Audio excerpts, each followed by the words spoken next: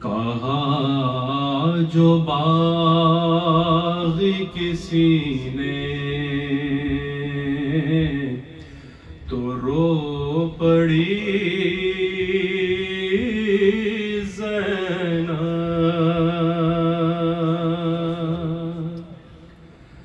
اور لہو میں ڈوبی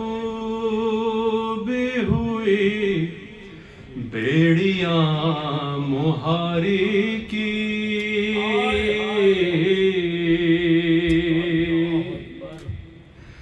سفر میں تھام کے دل دیکھتی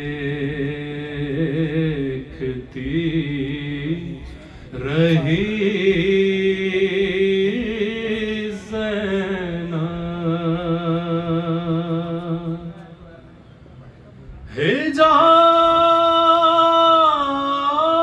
حجاب میں بھی جہاں سے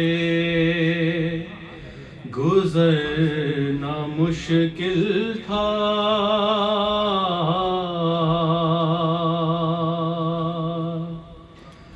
وہاں پہ کیسے کھلے سر کھڑی رہی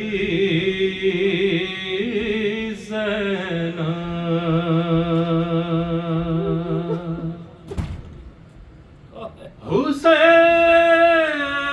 حسینیت کو بقا اس لیے نثار ملی،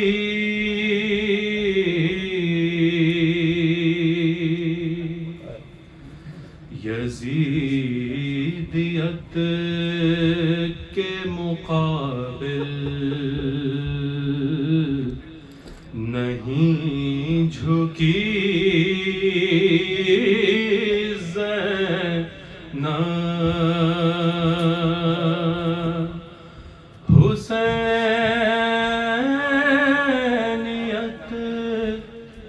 کے چراغوں کی روشنی زینب، بر محمد و آل محمد صلوات۔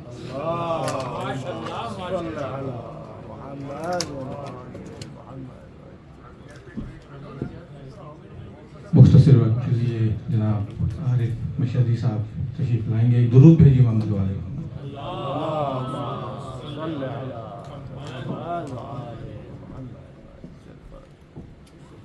دیگر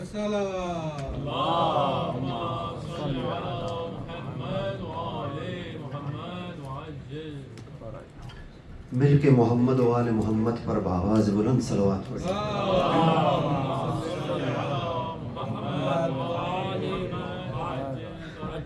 برائے ارواح خوشنودی امام مہدی اجل اللہ تعالیٰ فرجہ دل کی گہرائیوں سے ایک بیدار صلوات پڑھیے۔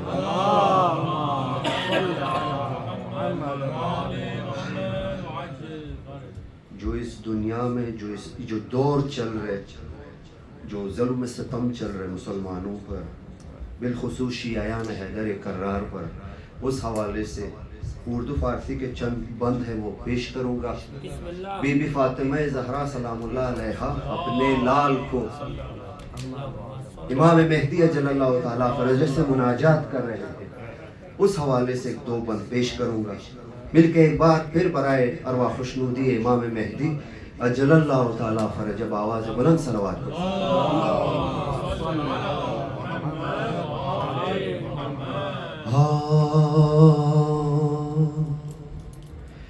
اے حجت ماں بیا بیا در فرش عزا بیا بیا، اے حجت ماں بیا بیا در فرش عزا بیا بیا، اے حجت ماں بیا بیا در فرش عزا بیا بیا، دیتی ہے صدا یہ کربلا، دیتی ہے صدا یہ کربلا، اے حجت ماں بیا بیا، اے حجت ماں بیا بیا، اے حجت ماں بیا بیا، در فرش ازاں بیا بیا۔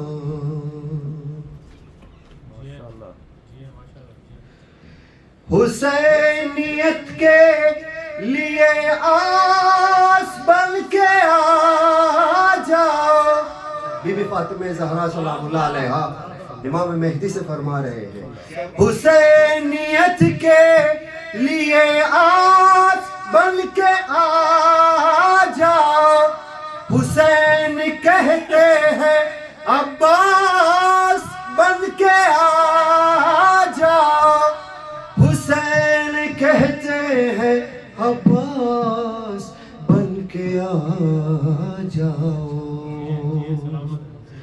شبیر کند تو را صدا، شبیر کند تو را صدا، ای حجت ماں بیا بیا، در فرش عزا بیا بیا، ای حجت ماں بیا بیا، در فرش عزا بیا بیا۔ آخری بند پیش کر رہا ہوں۔ بیڑیا پہن کے آیا جو ستمگاروں میں، بیڑیا پہن کے آیا جو ستمگاروں میں، خون جو روتا رہا شام کے بازاروں میں، خون جو روتا رہا شام کے بازاروں میں، سجاد کند تو را صدا، سجاد کند تو را صدا، ای حجت ماں بیا بیا، ای حجت ماں بیا بیا، در فرش عزا بیا بیا، در فرش عزا بیا بیا، یا حجت ابن الحسن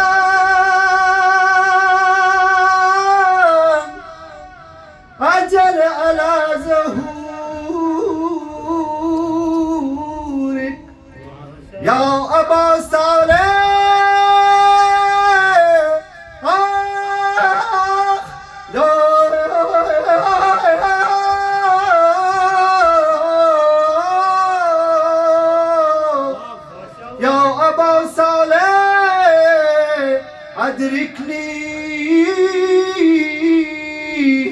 ادرکنی ادرکنی یا حجت ابن الحسن اجل علی ظہورک، اللہم صل علی محمد وعلى آل محمد وعجل فرجهم أجمعين، محمد وآل محمد پر صلوات، اللهم صل على محمد جزاک اللہ۔ ماشاءاللہ عارف بھائی، اگر مومنین جلدی تشریف لائیں تو ہم مستفید ہوں، اچھے اچھے پڑھنے والے ہمارے درمیان میں موجود ہوتے ہیں۔ ایک درود بھیجیے محمد والے۔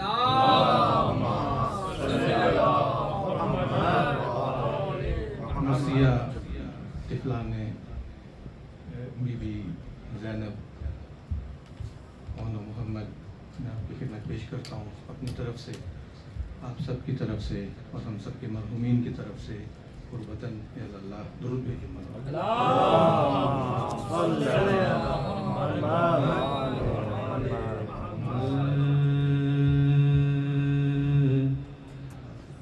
رن زینب کی جو آغوش کے پالے آئے، دونوں کس شان سے ہتھیار संभाले आए, घोड़े चमकाते हिलाते हुए भाले आए, कत्ल करने को सवारों के रिसाले आए, जा पड़े शेर चमकती हुई तलवारों में, घिर गए दोनों जरी लाख सितमगारों में, घिर गए दोनों जरी लाख सितमगारों में। कहा दो तिफल सगीर और कहाँ लाख अदू, लड़े इस दर्जा के शल हो गए दोनों बाजू, बर्छियाँ मारी लाइनों ने जो पाकर काबू, डगमगाने लगे राहवारों पे दो तश्न गुलू, डगमगाने लगे राहवारों पे दो तश्न गुलू, मिसल गुल डूब गए खून में जामे उनके, मुंह पे सहरे हुए कट कट के अमामे उनके, मुंह पे सहरे हुए कट कट के अमामे उनके।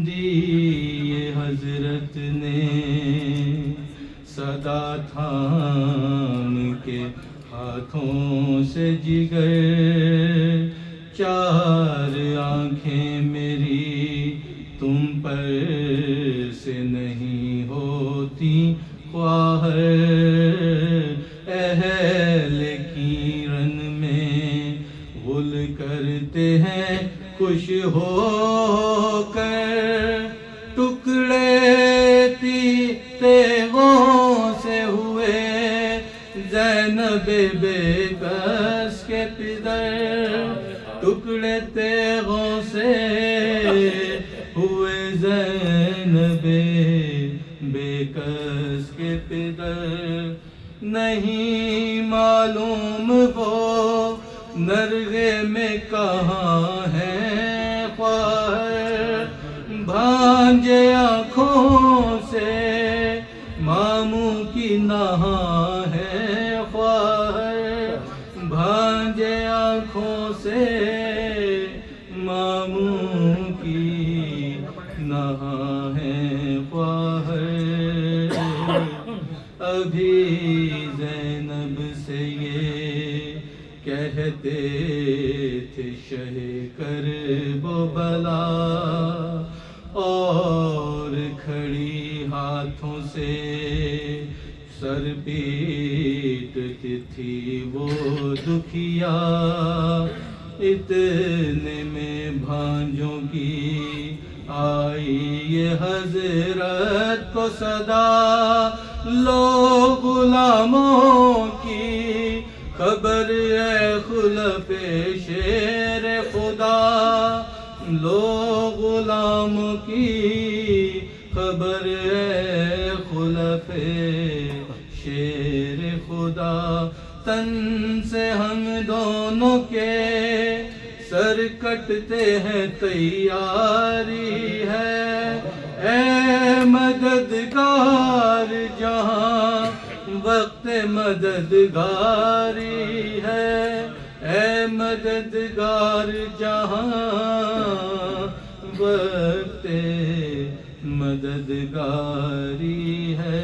ये सदा सुनते ही दौड़े गए रन में शहदी, نہ فلک سوجھتا تھا اور نہ آنکھوں سے زمین، میان سے تیغ جو لی ہٹ گئے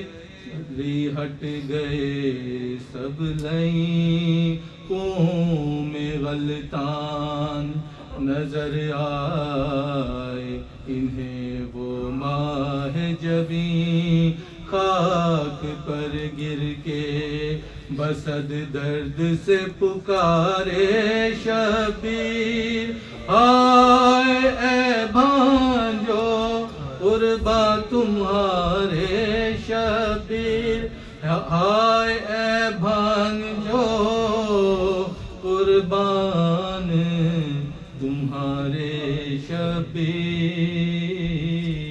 رن میں زینب کی درود بھیجو۔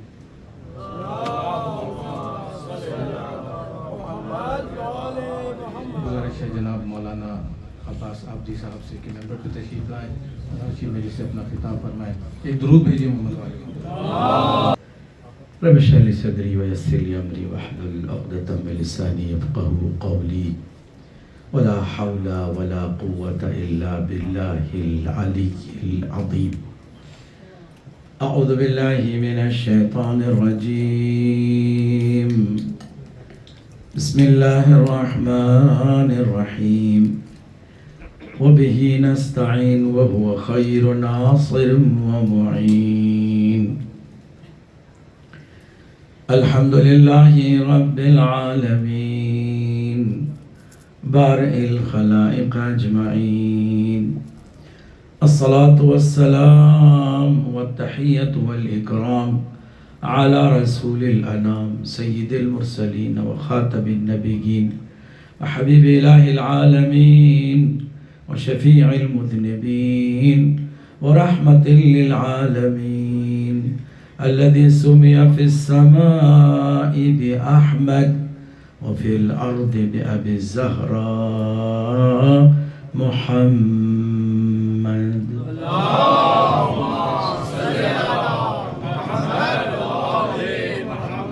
وأهل بيته الطيبين الطاهرين المعصومين المظلومين المنتجبين المكرمين الميامين، الذين أذهب الله عنهم الرجس وطهرهم تطهيرا.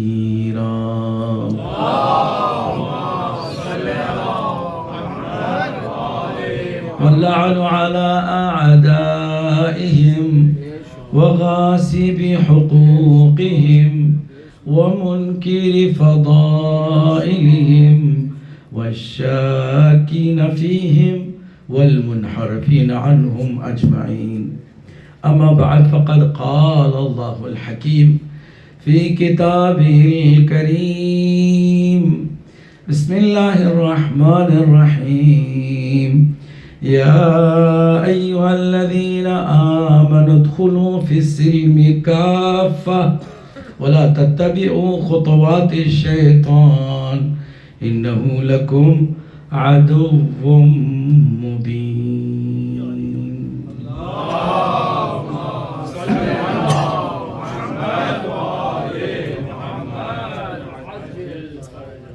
نظر گرامی، محرم الحرام کے عشر اولیٰ کی یہ ہماری چھٹی مجلس ہے، اور ان مجلسوں میں ہمارا عنوان عقائد کا بیان ہے کہ ہم کیا مانتے ہیں اور کیوں مانتے ہیں. ہمیں ہمارے عقائد کو بھی درست کرنا ہے اور عمل کو بھی ان عقائد کی بنیاد پر قائم کرنا ہے. نسلوں تک بھی ان عقائد کو منتقل کرنا ہے اور اس کو بار بار ریفریش کرتے رہنا ہے، کیونکہ زمانہ پرآشوب ہے اور عقائد پر ہی حملے ہوتے ہیں سب سے زیادہ. کبھی کوئی اپنا بن کر کے حملہ کرتا ہے، کبھی دشمن تو دشمن ہوتا ہے، وہ کوشش کرتا ہے کہ ہمارے عقائد ہم سے جدا ہوں یا کمزور ہو جائیں یا ہم سے چھین لیے جائیں.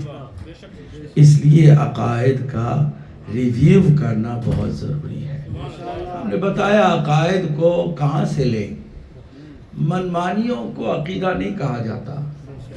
कोई अपनी सोच, अक्सर अकायद की दुनिया में भी कुछ लोग हैं, मैं ये समझता हूँ।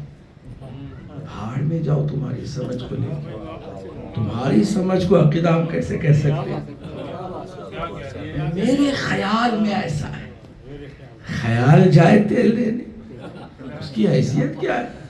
अकीदा हो तो चार उसकी बुनियादें हैं, उन बुनियादों पर उसवार है तो अकीदा है।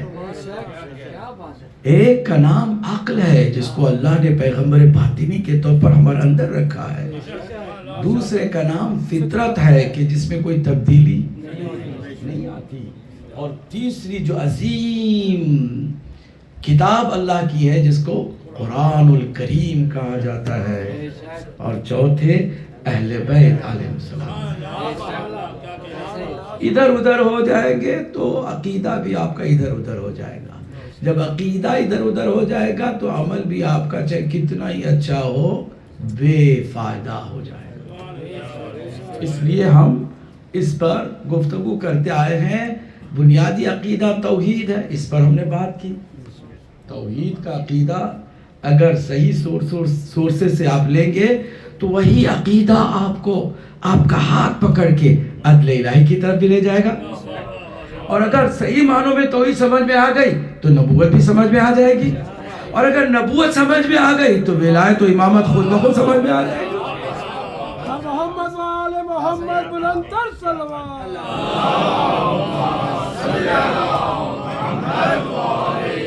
और अगर कहीं तुम्हारी सुई अकीदे तौहीद में ही कहीं अटक गई है तो आगे तुम ना नबूवत को समझ सकोगे, ना इमामत को समझ सकोगे, ना क़यामत ही तुम्हारे ऊपर सही मानों में वाज़ेह होगी। तो इसलिए हमें तौहीद के अकीदे पर ज़्यादा से ज़्यादा जोर देना होगा। तौहीद की सिफ़ात परवरदिगार पर गुफ्तगू चल रही थी और उसमें एक बरजस्त सिफत अदल इलाही भी है।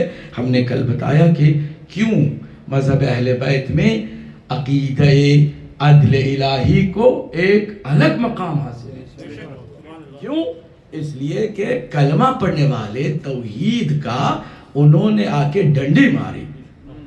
कब अल्लाह को इख्तियार है, इन्नल्लाह अला कुल्लि शैइन, पढ़िए, कदीर, हर चीज पर अल्लाह कादिर है।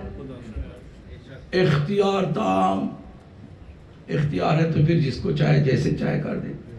कुरान ने भी कहा है, तो इज़्ज़ु मन तशा व तुज़िल्लु मन तशा, वो जिसको चाहे इज्जत दे दे, जिसको चाहे जिल्लत दे दे। व तुअती मन तशा तुअतिल मुल्क मन तशा, जिसको चाहे हुकूमत दे दे।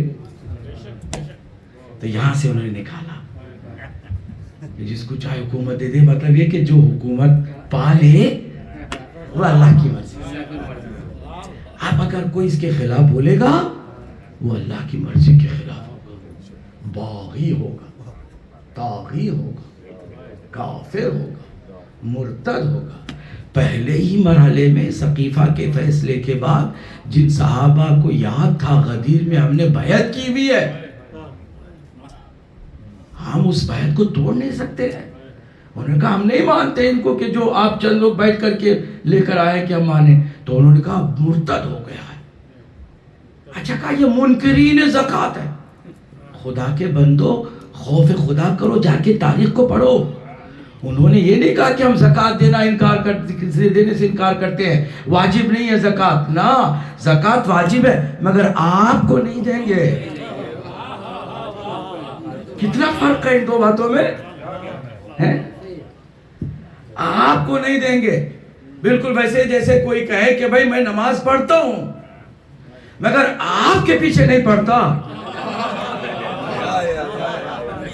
तो इसका मतलब यह कि उसको आप कह दें कि ये बेनमाजी है।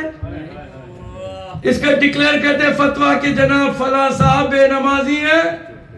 ना बाबा, वो नमाजी है। आपने बेनमाजी का इल्जाम इसलिए दिया कि वो आपके पीछे नहीं पड़ता है। इसी तरह जिन्होंने ज़कात नहीं दी उनको कहा ये मुनकिरीन ज़कात है। ना बाबा, वो ज़कात آپ کو اس لیے دینا نہیں چاہتے کہ آپ صحیح اس منصب پر نہیں ہے. قتل کر دیا جناب، ایک دو نہیں. پھر کہتے بڑا سنہرا دور تھا. یہ کیسا سنہرا دور کہ آپ کے آتے ہی رسول اللہ کے گھر میں آگ لگ جائے. یہ کیسا سنہرا دور کہ آپ کے آتے ہی مظلوموں کو قتل کر دیا جائے، اور رسول اللہ کے ایک صحابی مالک بن نویر کے گھر جا کے اٹیک کیا جائے اور کہا جائے کہ زکوٰۃ دو. وہ کہتے ہیں تم کو نہیں دوں گا اس لیے کہ تم اس کے مستحق نہیں ہو. پھر اس کو قتل بھی کرو، اس کے بعد اس کی زوجہ کے ساتھ زنا بالجبر بھی کرو، اور پھر اس کو بعد میں سیف الاسلام کا نام دے دیا جائے. تو معلوم ہوا کہ یہ جو داعشی سوچ ہے یہ آج کی ایجاد کردہ نہیں ہے، یہی سوچ ثقیفہ سے چلی ہے. صلوات پڑھ دے محمد.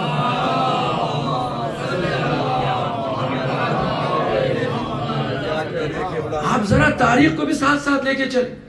تو عقیدہ عدل الہی کو مائنس کرنے کی پیچھے یہی بات تھی. تو عز من تشاء وتذل من تشاء تؤتی الملک من تشاء وتنزع الملک ممن تشاء. جس سے چاہے حکومت چھین لے، اللہ کی مرضی. تو پھر آپ کون ہوتے ہیں کہنے والے کہ اللہ کو عادل ہونا چاہیے؟ جو آ گیا اللہ کی مرضی سے. اہل بیت علیہ السلام نے کہا ہرگز نہیں، اللہ کی مرضی کبھی بھی غلط کام کے لیے نہیں ہوتی.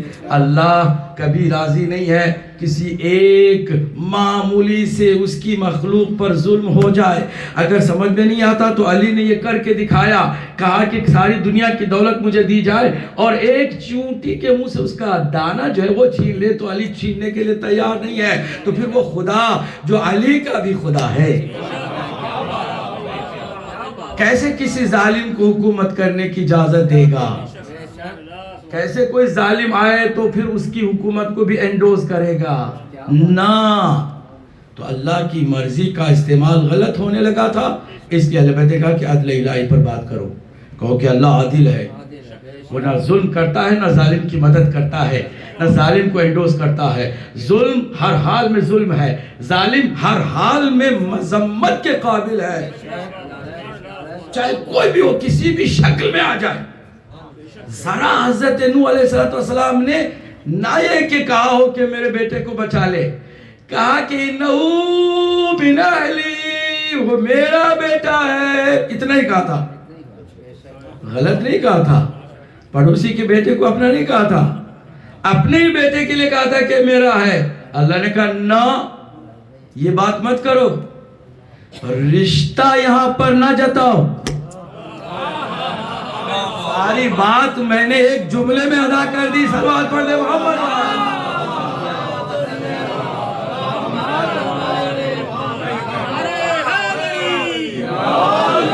رشتے کو مت جتانا، بیٹا ہے ہرگز نہیں.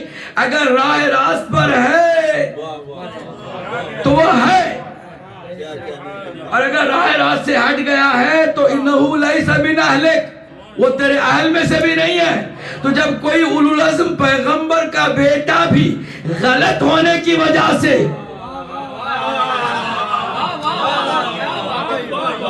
اولو العزم پیغمبر کا بیٹا بھی غلط ہونے کی وجہ سے صحیح نہیں ہو سکتا، تو یہ تو باہر سے آئے ہوئے یار ہے.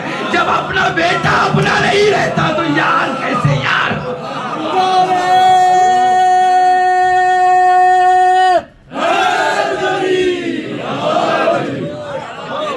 کون سی تمہاری سوچ ہے؟ اس کو بدلنے کی ضرورت ہے.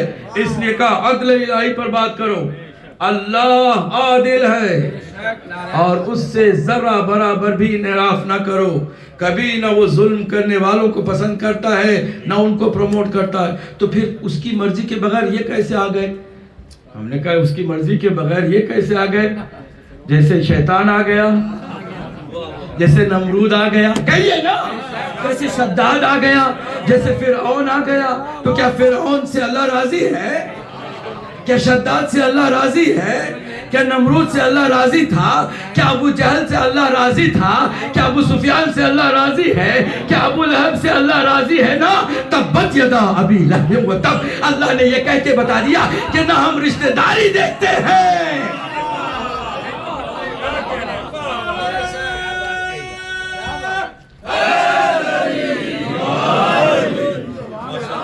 نہ ہم یہ دیکھتے ہیں کہ کون کتنا قریب ہے. ہم دیکھتے ہیں کون کتنا صحیح ہے، کون کتنا غلط ہے.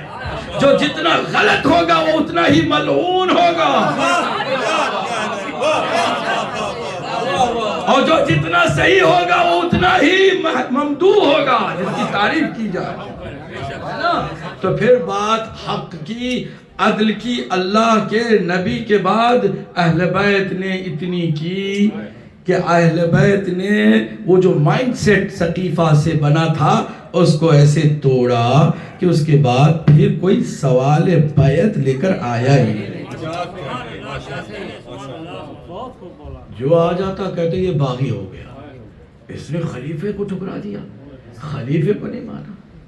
خلیفے کی ایسی کی تیزی جب وہ اللہ کے راہ پر نہیں ہے، خدا پر نہیں ہے، جب وہ سیدھے راستے پر نہیں ہے، وہ خود کہتا ہے کہ میں جب ٹیڑھا ہو جاؤں تو سیدھا کر دو. جس کو امت سیدھا کرنے پہ لگی ہوئی ہے وہ ہمیں کیسے ہدایت دے سکتا ہے؟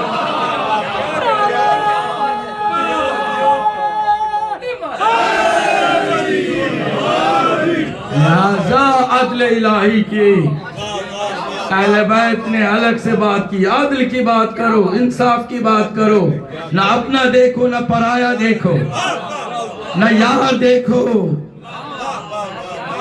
نہ یار دیکھو، نہ دشمن دیکھو، نہ دوست دیکھو، نہ کوئی اور چیز کو معیار بناؤ. صرف ایک چیز دیکھو، کون عدل کے ساتھ ہے اور کون عدل کے ساتھ نہیں ہے. ایک جماعت نیوٹرل ہو کر الگ ہو گئی تھی جب جنگ جمل سج رہی تھی. وہ یہ کہتے تھے کہ ہم بیچ میں کیا کریں گے، ادھر ام المومنین اور ادھر امیر المومنین. ایک مومنوں کا امیر ہے، ایک مومنوں کی ماں ہے، بیچ میں ہم کیا کریں؟ اس لیے نہ ادھر جائیں گے نہ ادھر جائیں گے. اس کا ایک آدمی اسی گروپ کا میرے مولا کے پاس آیا اور یہی اس نے لاجک پیش کی. میرے مولا نے کہا کہ احمقو، کیا تمہیں اتنا بھی سمجھ میں نہیں آتا کہ تمہیں رشتہ داری نہیں دیکھنی ہے، شخصیتوں کو نہیں دیکھنا ہے، دیکھنا ہے کہ حق کس کے ساتھ ہے، اور حق کے ساتھ جو ہے وہ حق ہے تو اس کے ساتھ تمہیں ہونا ہے، اور باطل کس کے ساتھ ہے اس کے ساتھ تمہیں نہیں ہونا ہے. دیکھ لو، کچھ عرصہ گزرے گا، جو میرے مقابل میں آئے وہ پچھتائے گا.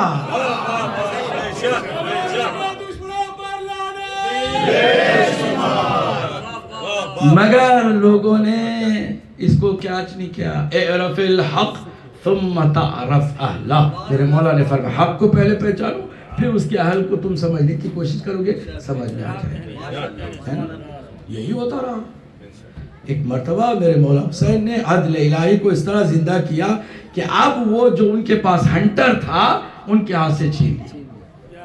اس کے بعد پھر اب کوئی نہیں کہتے نہیں جناب کچھ بھی ہو جائے، جو بن گیا وہ اللہ کا پیارا نہیں. اللہ کا پیارا اس کو ماننا ہو تو فرعون سے شروع کرو ماننا کہ تمہارا پیارا ہے، یہ پیارا ہے تو وہ بھی پیارا ہے.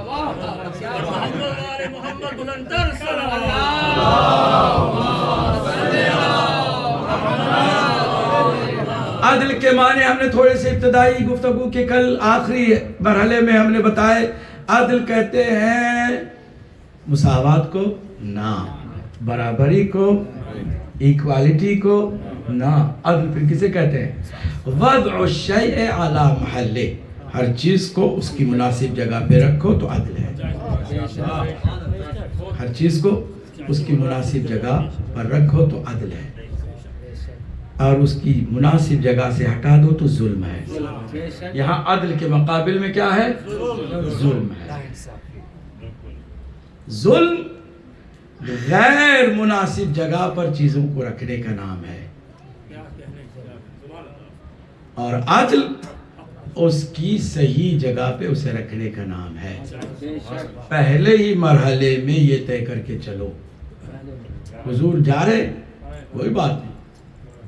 حضور نے کہا کہ تم سے مراد وہاں ہم نہیں, ہم تو 1400 سال بعد پیدا ہوئے. وہاں تم سے مراد ڈائریکٹ صحابہ, کیونکہ فرسٹ آڈینس ہے, رسول اللہ کی پہلی امت کی کھیپ ہے. ٹھیک ہے, فرسٹ آڈینس ہے. ان سے کہا تم گمراہی سے بچنا چاہتے ہو تو صرف ایک ہی راستہ ہے, قرآن اور اہل بیت کا دامن تھام لو. اہل بیت کا دامن تھامنا عدل ہے. ان کے ہوتے ہوئے کسی کے پیچھے جانا ظلم ہے. سب سے بڑا ظلم تو یہی ہوا. اسی لیے ہم زیارت عاشور میں لعنت کرتے تو کیا کرتے ہیں؟ پروردگار سب سے پہلے اس پر لعنت کر جس نے ظلم کی بنیاد رکھی. من اسس اساس الظلم علی اہل بیت, اہل بیت پر ظلم کی بنیاد رکھی. یہ ظلم ہے. عدل کیا ہے؟ ان کے فالوور ہوتے تو یہ عدل. کون؟ سارے کے سارے فالوور ہوتے. اب میں ذرا سا ایک اسی عدل کے موضوع کو تھوڑی سی ہلکی سی تاریخی بریکٹ میں حقیقت کو بیان کر کے آگے چلوں. مولا کائنات سے سب کچھ چھین لیا گیا.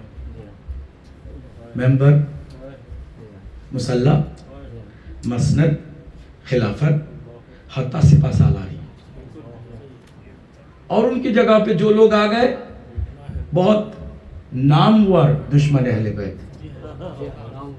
دیکھیں نا, میں لفظوں کو بڑے ہی احتیاط کے ساتھ ادا کر رہا ہوں. نامور جو دشمن تھے ان کو لے کے آئے. بعد میں آج تک ہمارے سامنے یہ کرتے ہیں کہ یہ لوگ کتنے بے وقوف ہیں. کون؟ شیعہ. کیا کہ بھائی وہ مولا علی کو نہیں دیکھتے کہ وہ مسجد میں جاتے تھے, نماز بھی پڑھتے تھے, جماعت میں بھی شرکت کرتے تھے, فرادہ الگ سے نماز نہیں پڑھی, گھر میں نماز نہیں پڑھی, مسجد گھر سے بالکل لگی ہوئی تھی نا مسجد, تو مسجد میں جاتے تھے, پیچھے نماز پڑھتے تھے. یہ لوگ اتنے بے وقوف ہیں کہ امام اس کو مانتے ہیں کہ جو فلاں کو امام مانتے رہے, پھر اس کے بعد فلاں کو مانتے رہے, پھر اس کے بعد فلاں کو مانتے رہے. اب اس کے جواب میں ہمارے کچھ ذاکرین, چونکہ علم نہیں ہے نا, علم نہیں ہے اور خالی زبان چلانا ہوتا ہے, خطابت کا زور لگانا ہوتا ہے, تو انکار کر دیا. نہیں, میرا مولا کبھی کسی کے پیچھے نماز اس نے نہیں پڑھی. کیوں بھائی غلط کہتے ہو؟ مولا علی تنہا فرادہ نماز نہیں پڑھتے تھے, ذہن میں رکھے, مسجد ہی میں جاتے تھے. جھوٹ نہ بولو, ہم کبھی جھوٹ کا سہارا لیتے ہی نہیں ہیں. حق بات کو ثابت کرنے کے لیے جھوٹ کا سہارا چاہیے ہی نہیں. تو پھر جاتے بھی تھے, نماز پڑھتے بھی تھے, اور کوئی اور امام ہوتا تھا, کسی کی امامت میں پڑھتے تھے. تو اس کا حسین, خوبصورت, پیارا جواب یہ ہے کہ بتاؤ حقیقت میں عدل و انصاف اور اللہ کے بتائے ہوئے قوانین کے مطابق امام کون ہے؟ کون ہے؟ سارے صحابہ کو معلوم, ہر صحابی کو. سرکار دو عالم نے فرمایا کیا علی امام المتقین, علی امیر المؤمنین, علی امام البررہ, نیک لوگوں کا امام, منصور من نصرہ. اللہ کی مدد بھی اسی کو ملے گی جو علی کی مدد کرے. مخذول من خذلہ, جو علی کو چھوڑے اس کو اللہ بھی چھوڑ دیتا ہے. سنا تھا کہ نہیں سنا؟ بتائیے. تو پھر جو ڈکلیئرڈ امام ہے وہ علی ہے. اور امام کی کوالٹی یہ ہوتی ہے, غور سے سنیے گا پلیز, میں ذرا آواز کو اپنے بچا کے رکھتا ہوں کیونکہ ابھی بھی اور مجلسیں پڑھنی ہے. آواز ساتھ نہ دے, آپ کا ساتھ ضروری ہے.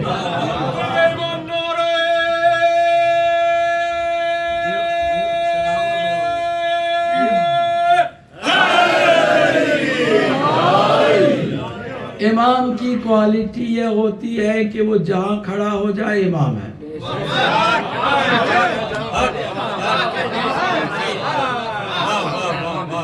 جہاں امام کھڑا ہو گیا وہ امام ہے.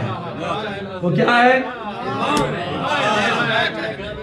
اب چلتے ہیں, ایک ایک فقہ سے جا کے چیک کرتے ہیں, ایک سوال لے کر جاتے ہیں. سوال بھی بہت سمپل ہے, اتنا سمپل 2+2 جیسا ہے, 2+2 4. اسی طرح سوال بھی بہت سمپل ہے. آگے جاتے سیدھے امام اعظم ابو حنیفہ کی بارگاہ میں. اے امام ابو حنیفہ بتائیے, اگر کہیں جماعت کی نماز ہو رہی ہے اور جو حقیقی امام کھڑا ہے اس سے آگے کوئی چلا جائے تو اس کی نماز باطل ہوتی ہے یا صحیح ہوتی ہے؟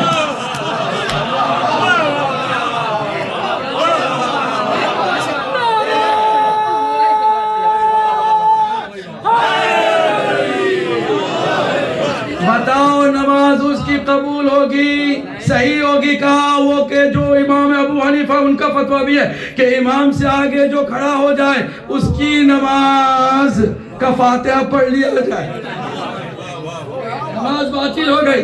چلیے چلتے ہیں امام شافعی کی خدمت میں.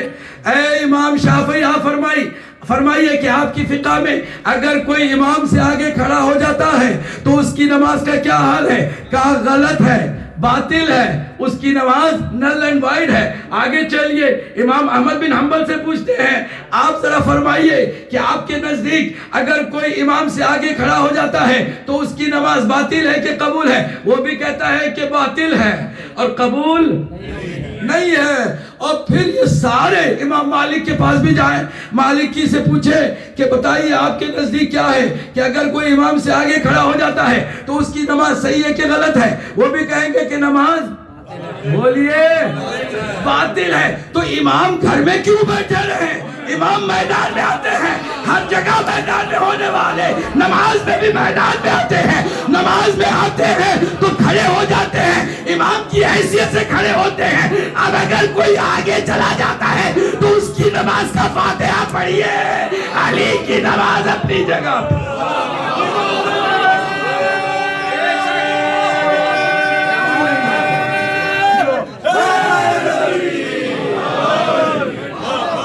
اب اگر کسی کے زبان سے میرے مولا کا نعرہ نہیں نکل سکا ہے تو اب جتنے بیٹھے ہیں یہاں پر بھی اور ہماری بہنیں بھی ایک جاندار میرے مولا کا نام اپنی زبان پر سجائے اور ایک کوئی جاندار نعرہ لگے اور ہر ایک کی زبان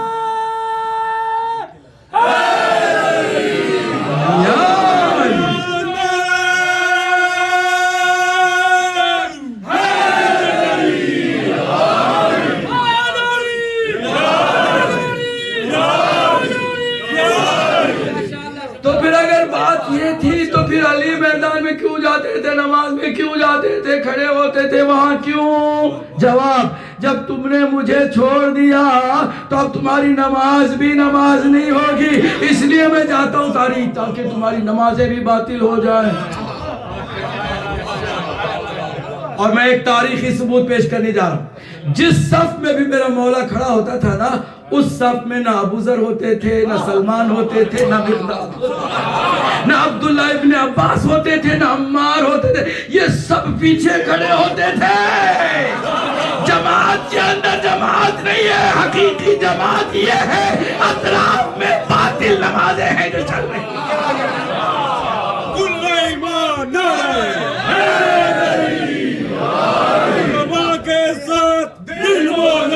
علی مولا, علی مولا, محمد والے محمد بلند تر صلوات.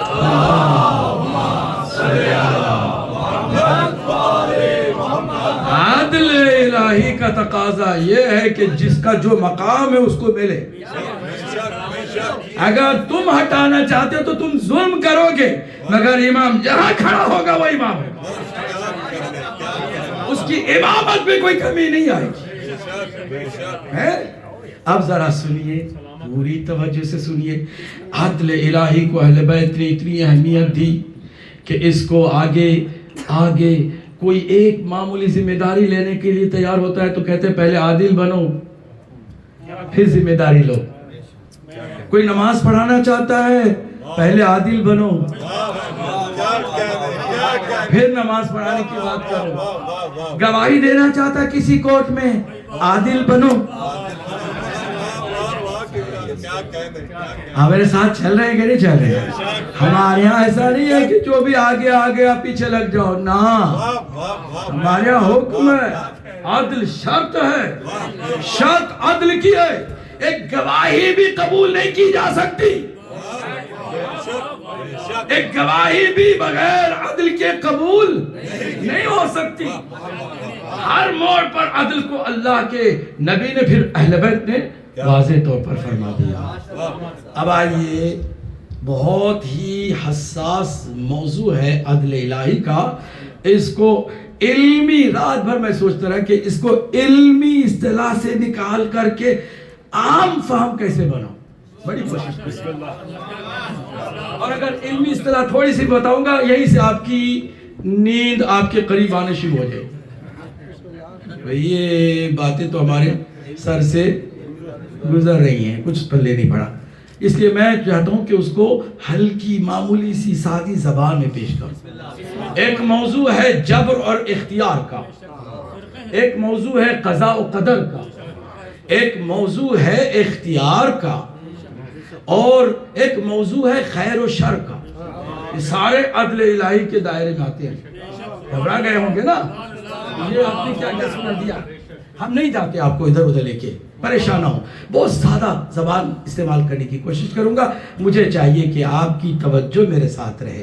اگر ایک آدمی بھی مس ہو رہا ہے تو میں نہیں چاہتا، مجھے دکھ ہوتا ہے. آپ کو شاید اس کا اندازہ نہیں. میں جب ممبر سے بیٹھ کے پڑھ رہا ہوتا ہوں تو میں ہر ایک کے چہرے کو دیکھ رہا ہوتا ہوں. ایک بھی کوئی مس کر رہا ہے یا ادھر ادھر ہو رہا ہے تو مجھے تکلیف ہوتی ہے کہ میں یہاں پر آسانی کے ساتھ سنا رہا ہوں اور وہ بیچارہ بیٹھا ہوا بھی ہے، آیا بھی ہوا، گھر سے یہاں تک آ بھی گیا ہے، مگر کیوں وہ مس کر رہا ہے؟ کیوں اس کو اس سے محروم کیا جائے؟ اس لیے میں چاہتا ہوں کہ ایک ایسی سلوات پڑھیں کہ اس سے مجھے اطمینان ہو جائے کہ آپ پوری توجہ کے ساتھ باقی باتوں کو سنیں.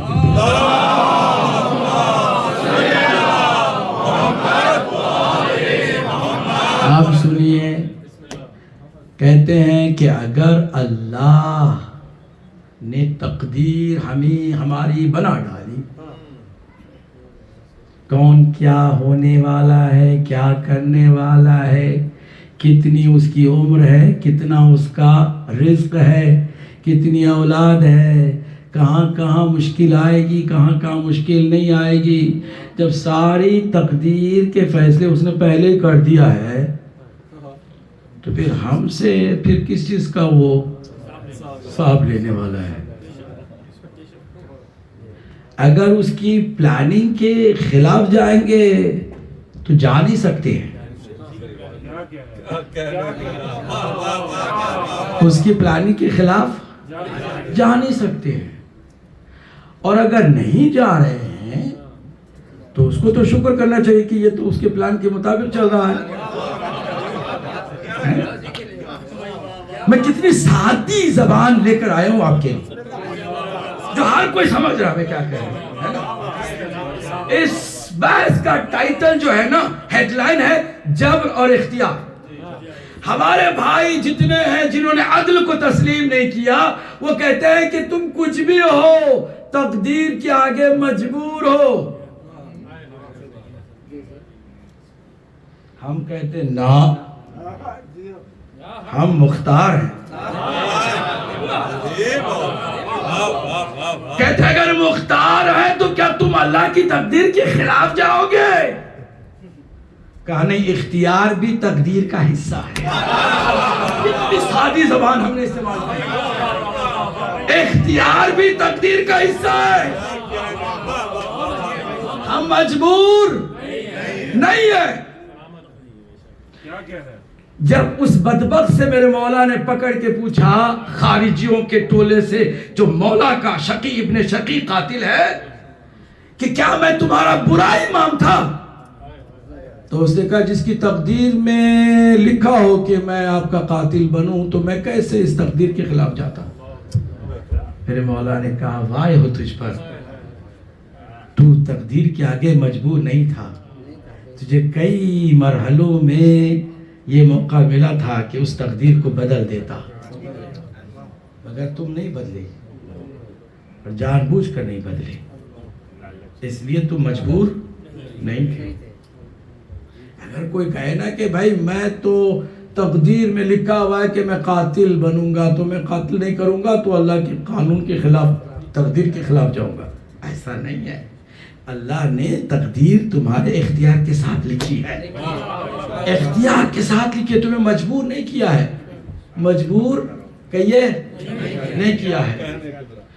کربلا کے اس واقعے میں بھی جبر و اختیار کی دو تصویریں سامنے آتی ہیں۔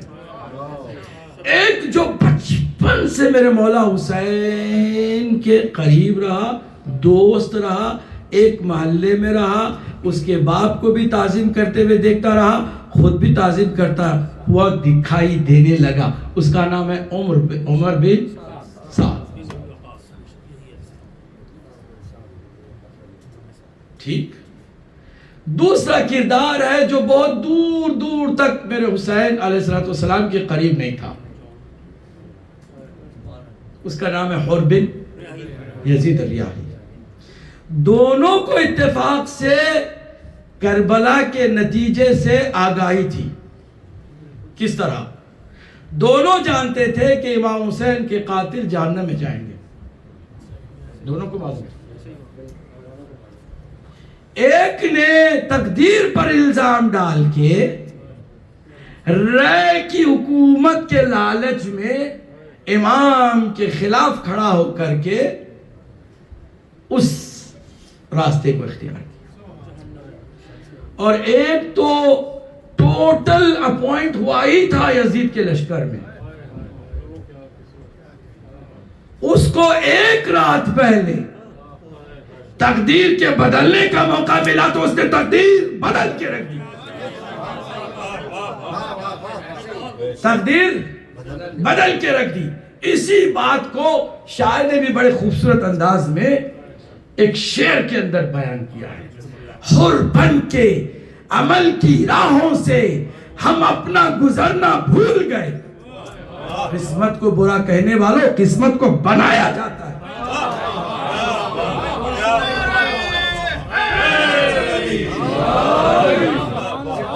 قسمت کو بنایا جاتا ہے، دیکھو جیسے حر نے بنایا، ہے نہ بنا، یہ نہیں کہ تقدیر نے تمہیں مجبور کیا تھا، نہ، تم مجبور نہیں ہو۔ اچھا جب تم ٹوٹل مجبور نہیں ہو تو پھر موت کو تم کیا اپنی مرضی سے ٹال سکتے ہو؟ تمہارے اختیار میں ہے کہ میں کس گھر میں کس خاندان میں پیدا ہوں؟ نہیں۔ میرے کیا اختیار میں تھا کہ میں اس طرح پیدا ہوں، میرا چہرہ اس طرح رہے؟ کیا میں نے ڈیسائیڈ کیا؟ نہیں۔ کیا میں نے یہ ڈیسائیڈ کیا تھا کہ اللہ مجھے سادات کے گھرانے میں، اہل بیت کے چاہنے والوں میں، اہل بیت کے تذکرہ کرنے والی ماں کی آغوش میں بھیجنا؟ نہیں۔ تو پھر ایک لحاظ سے میں مجبور بھی تو ہوں۔ تو آگے جو عقیدہ صحیح ہے جو ہمارا ہے، مجلس سے کس عنوان پر ہے؟ عقیدے، اس کو نہ بھولیے گا نا، عقیدے کی بنیاد پر ہے۔ ہم یہ کہتے ہیں کہ ہم نہ ٹوٹل 100% مجبور ہیں، we are not helpless 100%، اور نہ 100% مختار ہیں کہ ساری چیزیں ہمارے اختیار میں ہو، ایسا بھی نہیں ہے۔ تو الامر بین الامرین، اللہ نے انسان کو جبر اور اختیار کے درمیان رکھا ہے۔ مطلب کیا؟ مطلب کہ کچھ چیزوں میں ہم مجبور ہیں، کچھ چیزوں میں ہم مجبور نہیں ہیں۔ اب ذرا خوبصورت بات سنیے، جن کاموں میں مجبور ہیں اللہ ہم سے حساب نہیں لے گا۔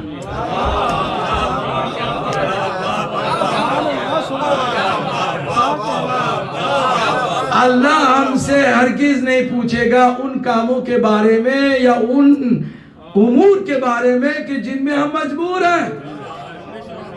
کبھی سوال نہیں ہوگا کہ تم ناٹے کیوں تھے، تم کالے کیوں تھے, تم فلاں جگہ پہ کیوں پیدا ہوئے, تمہاری عمر اتنی کیوں تھی. یہ سوال ہم سے نہیں ہوگا. سوال ہوگا, حساب ہوگا تو جن کاموں میں ہمارا اختیار تھا. میں نے کتنا آسان کر دیا, جملوں کو کتنا معمولی سمجھ اور فہم کے ساتھ بیان کر دیا. جن کاموں میں اختیار ہے ہم سے پوچھا جائے گا کہ تم نے غلط کیوں کیا. جن کاموں میں اختیار نہیں ہے ان کا سوال ہم سے نہیں ہوگا. پوچھا جائے گا کہ تم کو ہم نے عمر دی تھی, زندگی دی تھی, تم نے غلط کاموں میں کیوں خرچ کی. ہم نے دولت دی تھی, تم نے غلط کیوں اس کا استعمال کیا. ہم نے اولاد دی تھی, تربیت کیوں نہیں کی. یہ سوال ہم سے ہوں گے جو ہمارے اختیار میں ہے. جو اختیار میں نہیں ہے اس کا سوال ہمارے پاس نہیں ہوگا. آپ یہاں سے نکلے ہیں, نیت بھی کر کے نکلے ہیں کہ ٹھیک ٹائم پہ مجلس پہ پہنچیں گے, مگر ٹریفک بیچ میں آ گئی جو آپ کے اختیار سے باہر ہے. اچانک کوئی ایکسیڈنٹ ہو گیا, راستہ روک دیا, آپ وہاں پر پچھتا رہے, آپ کو بھرپور ثواب ملے گا. مجلس میں نہ آنے کا کوئی گناہ نہیں ملے گا. کیوں؟ اس لیے کہ وہ میرے اختیار میں نہیں ہے. اختیار میں نہیں تھا, ثواب نیت پر ملتا ہے. توجہ ہے کہ نہیں؟ میں نے نیت اچھی کی تھی, مجھے توفیق نہیں ہوئی, درمیان میں کوئی رکاوٹ آئی, میں مجبور ہو گیا, مجھے ثواب اللہ سبحانہ وتعالیٰ ضرور دے گا کیونکہ میری نیت تھی جانے کی. میں نے ایک مثال سادہ مجلس ہی کی دی, اس لیے کہ بہت سارے لوگوں کے ساتھ ایسا ہوتا ہے نا. ایک صلوات پڑھ دے محمد و آلہ.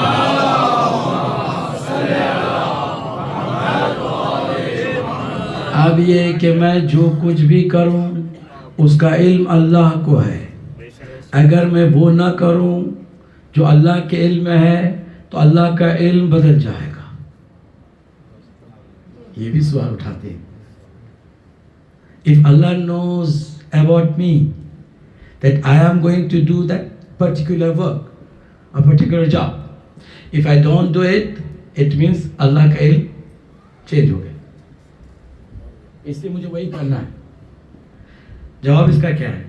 جواب یہ ہے کہ اللہ جانتا ہے, اس کے جاننے کا تمہیں کہاں سے علم ہو گیا.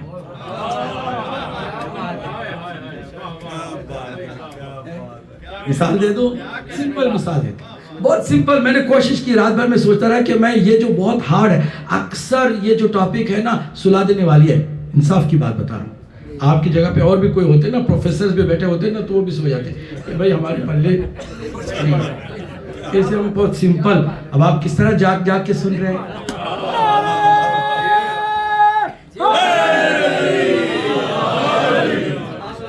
اگر میں یہ نہ کرتا تو اللہ کا علم بدل جاتا. اس کا مطلب میں جو کر رہا ہوں اللہ کے علم کے مطابق ہے, تو اللہ کو تو شکریہ ادا کرنا چاہیے. Thank you my servant, you have done exactly what I have already planned. Yes.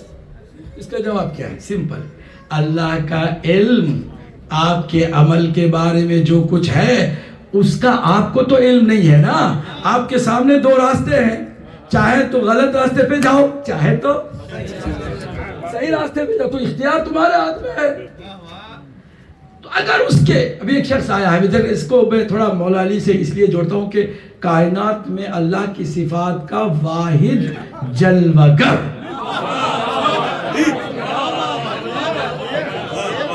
جلوگر کا مطلب ہے کہ ہر صفات کو جلوے میں دیکھنا ہو تو علی کو دیکھو.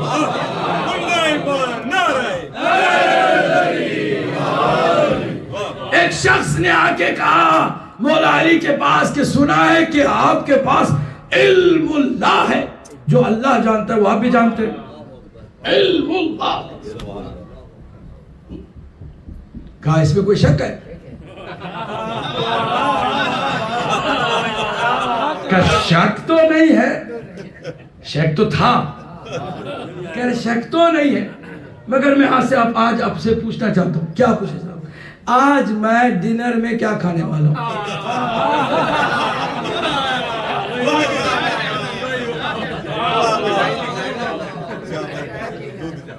ڈنر میں کیا کھانے والا ہوں؟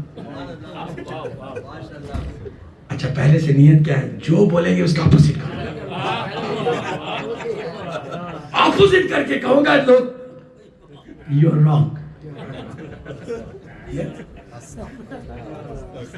مولا علی نے فرمایا کہ تو شیطانی ضد میں آ کے یہ سوال کر رہا ہے، تمہارے اس کام میں جو ڈنر میں جو کچھ ملنے والا ہے وہ ستو ہے، مگر وہ تو بہت دیر بعد مجبور ہو کے کھائے گا.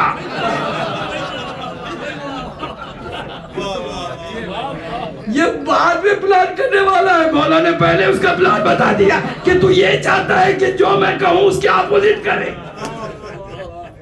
اور وہ جس مرحلے تک جائے گا مجبور ہو کہ تم کو وہی کھانا پڑے گا. گھر گیا، بھوک لگی ہے، کہا بہترین ستو بنا کہ ستو تو نہیں کھانے والا. پڑوسی کے پاس گیا، کھانا ہے مجھے، کچھ ہے مل سکتا ہے؟ کہا ہاں ستو ہے. کہا نہیں کھاؤں گا. تیسرے گھر، چوتھے گھر، پانچویں گھر، بھوک سے ہاتھ پیر لرزنے لگے. علی نے جو کہہ دیا اس کو کوئی غلط ثابت نہ کر سکا. تو جو علی ہو، اللہ کی صفات کا مظہر، وہ جب کہہ دیتا ہے تو پتھر کی لکیر بن جاتی ہے. تو جب خدا کہہ دیتا ہے تو پھر کیا ہوتا ہے؟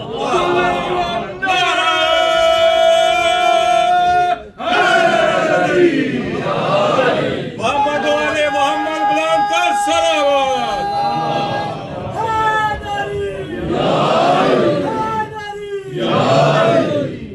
جبر و اختیار کا مسئلہ، تقدیر کا، قضاء و قدر کا مسئلہ، ٹاپکس تو بہت ہی زیادہ بھاری لگتے ہیں مگر سمجھنے کے لیے بہت آسان ہے. ہم نے بات پہنچا دی ہے. سرکار دو عالم نے فرمایا تھا جب زینب سلام اللہ علیہا کی ولادت ہوئی تھی کہ بیٹی اسلام کی آبیاری میں جتنا حصہ حسین کا ہے اتنا حصہ تمہارا بھی ہوگا. آگے اس پورے مشن میں دیکھیے کہ کس قدر تمام مراتب کا خیال رکھا گیا ہے کہ مولا علی نے عبداللہ ابن جعفر کے ساتھ عقد میں ایک شرط رکھی، اس شرط پر تمہارا میں عقد پڑھوں گا کہ تم کبھی حسین سے زینب کو جدا نہیں کرو.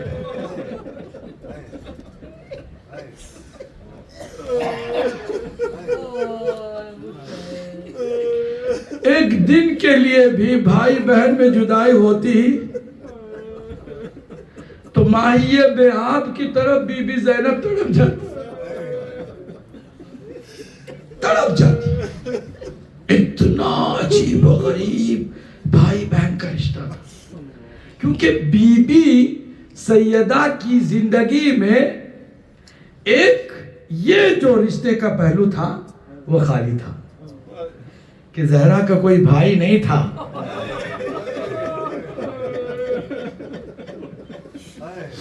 جس کے ساتھ آپ بہن کا کردار ادا کرتی،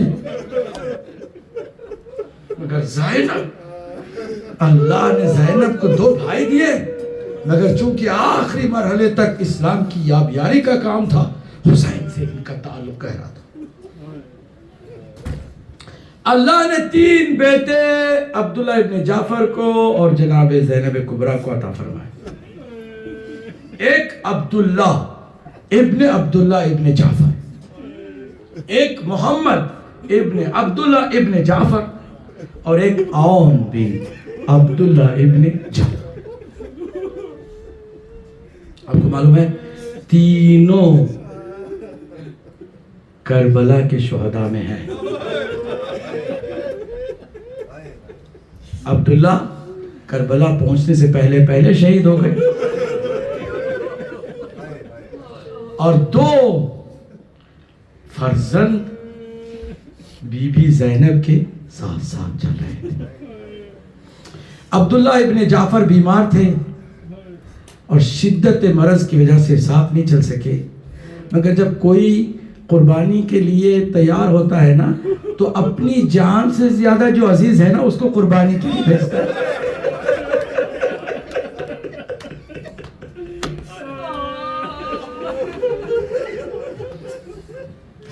اجرکم علی اللہ.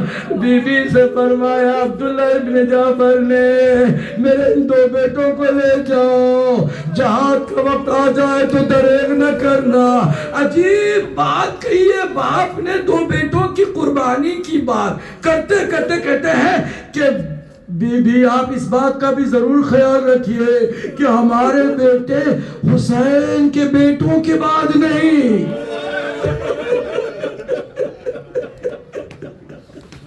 اترکم علی اللہ. حسین کے بیٹوں سے پہلے آپ اپنے بیٹوں کو راہ خدا میں جہاد کے لیے بھیجیں گی.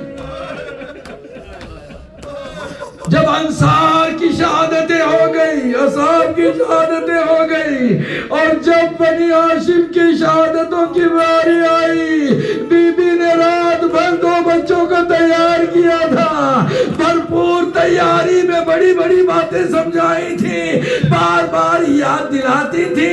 بیٹو تمہیں معلوم ہے نا تم جعفر طیار کے پوتے ہو, تم علی مرتضی شیر خدا کے نواسے ہو, تمہارے اندر جو خون جا رہا ہے اس خون میں شجاعت ہی شجاعت ہے, بہادری بہادری ہے. کل کسی طرح کوئی سستی نہ دکھانا.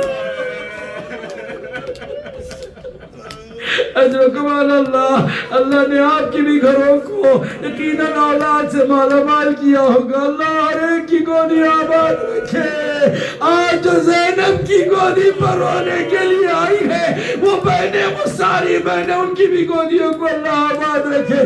سنیں گے زادارو, ایک مرتبہ بی بی نے عجیب و غریب باتیں سمجھائی. بار بار وہ کہتے ہیں اماں جان صرف اجازت تو دلوا دیجئے, باقی ہم سب جانتے ہیں, ہمیں معلوم ہے کہ ہمیں کیا کرنا ہے, صرف اجازت دلوا دیجئے. کہا یقیناً میں اجازت بھی دلواؤں گی, مگر بیٹو یاد رکھنا کہ تم پیاسے ہو, مجھے اندازہ ہے تم ہماری طرح تم بھی پیاسے ہو, مگر خبردار کہیں ایسا نہ ہونا کہ تم علی اصغر سے پہلے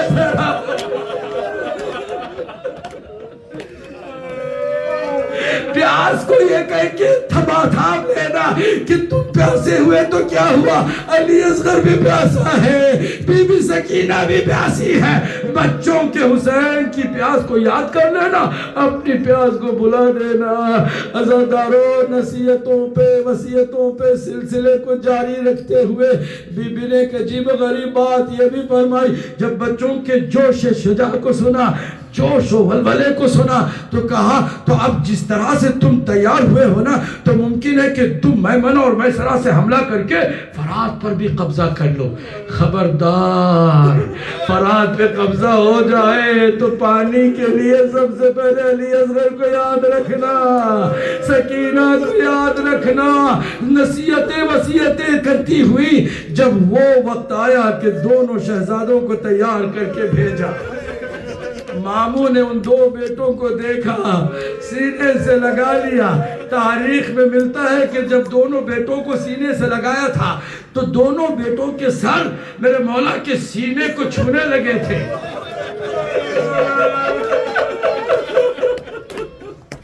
سینے سے لگا کر کے کہا کہ تمہیں اپنی ماں کا خیال نہیں ہے, اپنے بعد اپنی ماں کا خیال کون رکھے گا, جاؤ اپنی ماں سے اجازت لے کر آؤ. کہا بابو جان ہماری ماں نے ہی تو ہمیں تیار کر کے بھیجو.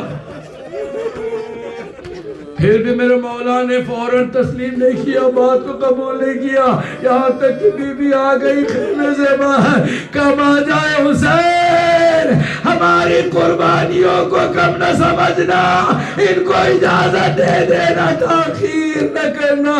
عزادارو, حسین نے کلیجے کو تھام کے اجازت دے دی. دو شہزادے گئے. تاریخ میں ملتا ہے کہ ایک نے 63 کے سر تن سے جدا کیے, ایک نے 34 کے سر تن سے جدا کیے. دو تھے جوان مگر پیاسے بھی تھے. بھوکے بھی تھے، تنہا لڑتے جا رہے تھے، ہر ایک کو یاد آ گئی تھی وہ بہادری جو جعفر طیار سے دیکھی گئی تھی اور شیر خدا سے دیکھی گئی تھی۔ عزاداروں، جب ظالموں نے ایک مرتبہ چاروں طرف سے گھیر کے ان بچوں پہ وار کیا، بچے زمین پر گرے، ادھر سے حسین نکلے، ادھر سے عباس نکلے، دونوں کی لاشوں کو اٹھایا، دشمن کے درگاہ سے نکال کر کے خیمے پہنچائے۔ اب سنیں گے عزاداروں، تھام کر سننا، جگر کو تھام کر سننا۔ تاریخ میں ملتا ہے کہ جب بھی کوئی جنازہ آتا تھا، حسین کی تسلی کے لیے سب سے پہلے جو بی بی آتی تھی وہ زینب کبریٰ تھی۔ مگر دو شہزادوں کی لاش تو آ گئی، بی بی خیمے کے اندر ہے، ساری بیویاں آ گئی ہیں، سب نے ایک دوسرے کو تسلیت بھی کی، تعزیت بھی کی، گریہ بھی کیا، مگر حسین نے کہا اس کی ماں زینب کہاں ہے؟ کہ زینب تو خیمے میں اللہ کی عبادت میں مصروف ہے۔ سنیں گے عزاداروں، ایک مرتبہ حسین سیدھے خیمے میں آئے، کیا دیکھا؟ زینب کا سر سجدے میں ہے، دعا کرے اللہم تقبل هذا القربان، پروردگار میری قربانی کو قبول کر لینا۔ سنیں گے عزاداروں، حسین نے بہن کو سینے سے لگایا، بیٹ بہن تم اپنے باپ بچوں کی قبر پر لاش پر کیوں نہیں آئی؟ فرمایا کہ مجھے محسوس ہوا کہ اگر میں آ جاتی تو شاید آپ کو شرمندگی ہوتی۔ میں اپنے ماں جائے کو شرمندہ نہیں کرنا چاہتی تھی، میں نے حسین عہد کیا ہے، روؤں گی تو صرف تم پر روؤں گی، حسین پر گریہ کروں گی، اپنے بچوں پر نہیں ہوں۔ شام غریب آئی، بی بی نے حسین کا گریہ کیا، بچوں کا ماتم نہیں کیا، اسیر ہو کے گئی، حسین حسین کرتی رہی، اور نہ محمد کا ماتم نہیں کیا، قید میں چلی گئی، حسین کو رو گریہ کیا، رہائی ملی، حسین پر گریہ کیا، یہاں تک کہ جب بھی رہائی کے بعد سر آئے اور بیویوں نے استقبال کیا تو دو سر ایسے بھی آئے، کوئی استقبال کو نہیں اٹھا، تو لانے والوں نے کہا کیا ان کی ماں مر چکی ہے؟ ایک مرتبہ زینب نے سر اٹھا کے کہا نا، یہ نہ کہنا اس کی دکھیاری ماں زندہ ہے، میں تو عہد کیے ہوئے ہے کہ بچوں پہ گریہ نہیں کرے گی۔ عزادارو، بی بی کا یہ لٹا ہوا قافلہ حتیٰ کربلا کے بعد واپس مدینے پہنچ گیا۔ جو مدینے پہنچ گیا وہاں پر بھی حسین حسین کر رہی ہے، وہاں حسینہ کی صدائے بلند ہے، حسین حسین پر گریہ کر رہی ہے۔ ادھر سے عبداللہ اپنی زوجہ کی تلاش میں آئے ہیں، تلاش میں آئے ہیں تو کسی سے پوچھا کہ میں اپنی زوجہ سے ملنا چاہتا ہوں، کہ وہ دیکھو اس کونے میں آپ کی شریک حیات بیٹھی ہے۔ قریب گئے، منہ موڑ لیا، کہا میری زوجہ ایسی تو نہیں تھی، ارے بال سفید ہو چکے ہیں، چہرے پر مختلف زخم کے نشان ہیں، بازوؤں میں نشان ہے، دروں کے نشان ہے، یہ نہیں ہو سکتا۔ کہا نا عبداللہ میں وہی زینب ہوں۔ اللہ اکبر۔ عبداللہ بی بی کو لے کر گھر ملا، بات تمام کر رہا ہوں، گفتگو تمام ہو رہی ہے۔ بی بی جب اپنے گھر آئی ہے، گھر میں جب تک نہیں آئی تھی حسین حسین کرتی رہی، حسین کا ماتم کرتی رہی، اپنے بچوں کا ماتم نہیں کیا۔ ایک مرتبہ خالی حجروں کے دروازے کھولے، ممتا کا دروازہ بھی کھل گیا، واہ محمد واہ، میرے بچوں ماں کو معاف کر دینا۔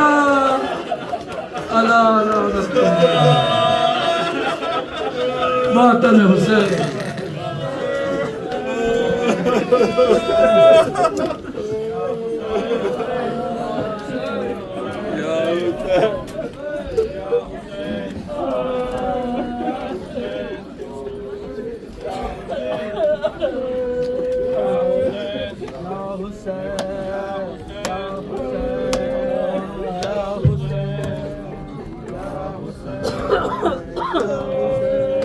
اے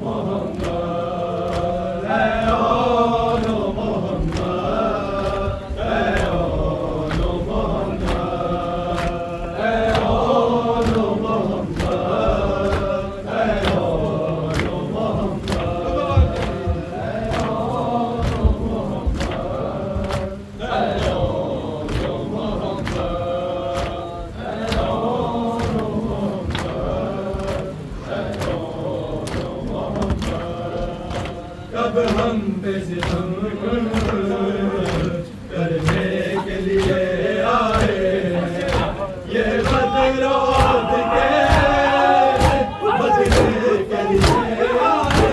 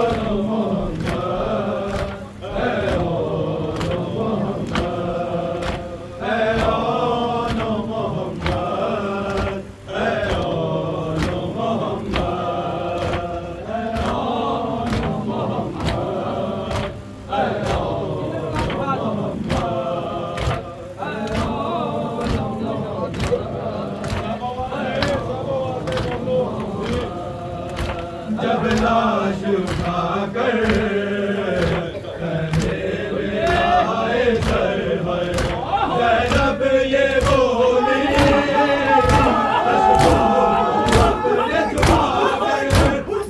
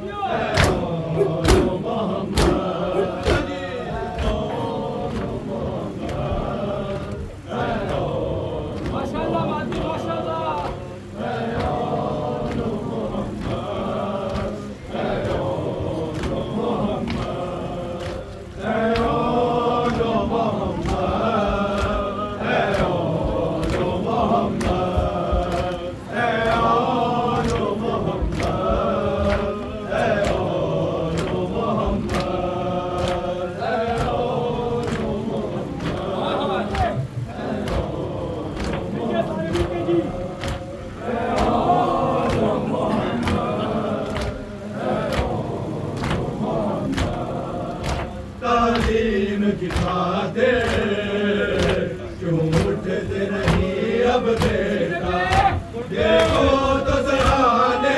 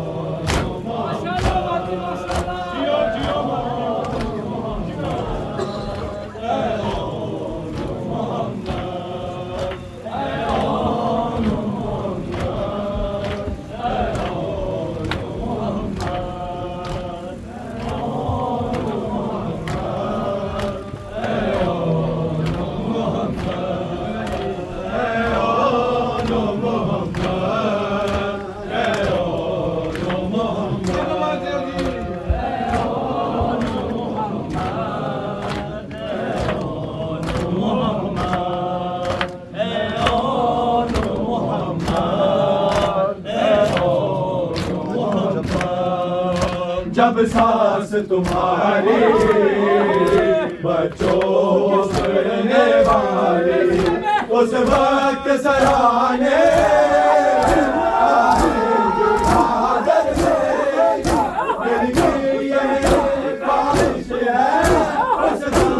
میری ماں سے زخموں کو تم چھپانا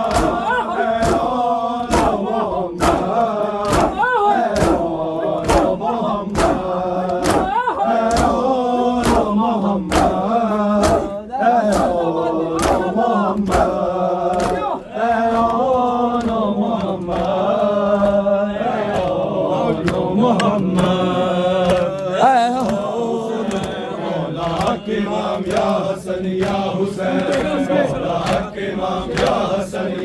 حسین مولا حق امام یا حسن یا حسین مولا حق امام یا حسن یا حسین مولا حق امام یا حسن یا حسین مولا حق امام یا حسن یا حسین مولا حق امام یا حسن مولا حق امام یا حسن یا حسین مولا حق امام یا حسن یا حسین حسین یا حسین یا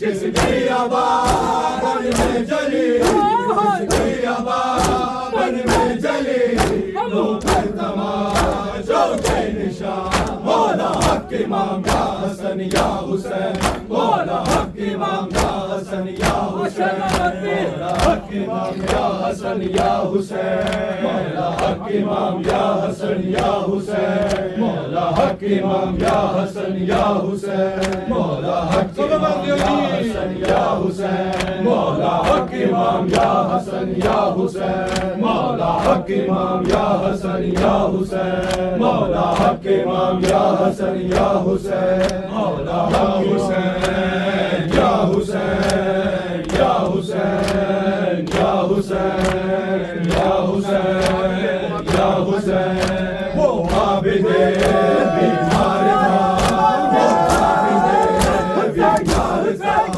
چلنے سے جو لاچار تھا چلنے سے جو لاچار تھا شام کا بازار تھا اور شام کا بازار تھا اور مصطفیٰ کی بیٹیاں مولا حق امام یا حسن یا حسین مولا حق امام یا حسن یا حسین مولا حق امام یا حسن یا حسین